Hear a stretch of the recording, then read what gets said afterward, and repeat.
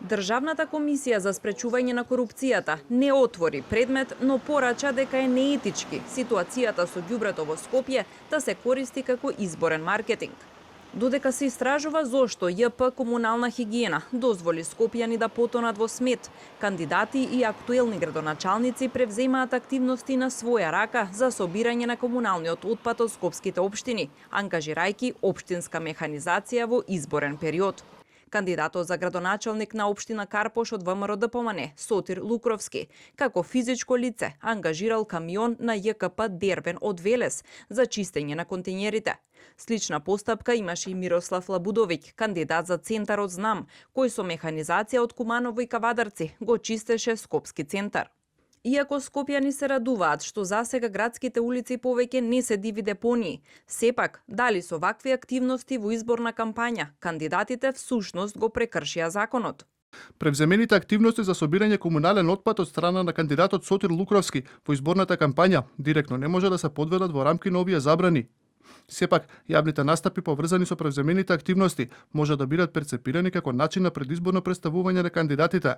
Укажуваме дека забраните предвидени во изборниот законник и во Законот за спречување на корупцијата и судирот на интереси се однесуваат на носителите на јавни функции. Според изборниот законник пак, за изборни цели не е дозволено да се користи меѓу другото и општинска опрема. За потребите на изборната кампања не е дозволено да се користат просториите, опремата или другиот имот што е наменет за работа на државните органи и органите на општината и градот Скопје. Сотир Лукровски не одговори во кое својство и како успеал како физичко лице да ангажира камион на јавно предпријатие. Лабудовик пак за ТВ24 изјави дека во моментот на чистење на општина Центар бил присутен како представник од владата, а не како кандидат за градоначалник на таа општина. Јас сум актуелен заменик министар за енергетика, рударство и минерални суровини. Не сум во оставка, за да не можам да учествувам во ваква непогода. Тоа беше поширока акција да се исчисти сметот и јас како заменик министар и со тоа представник на владата учествував во тој процес, не во организација, туку да се помогне во најкритичните денови.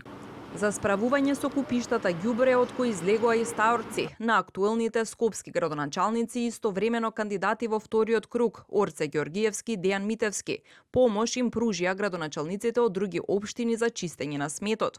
Горан Герасимовски пак со помош на ЈП Паркинзи Центар постави пунктови за ѓубре, а на домаќинствата им делеше бесплатни кеси за ѓубре. Од ДКСК апелираа на кандидатите во иднина да не ја користеле актуелната ситуација со ѓубрето и пружената помош од другите единици на локалната самоуправа за својата изборна кампања.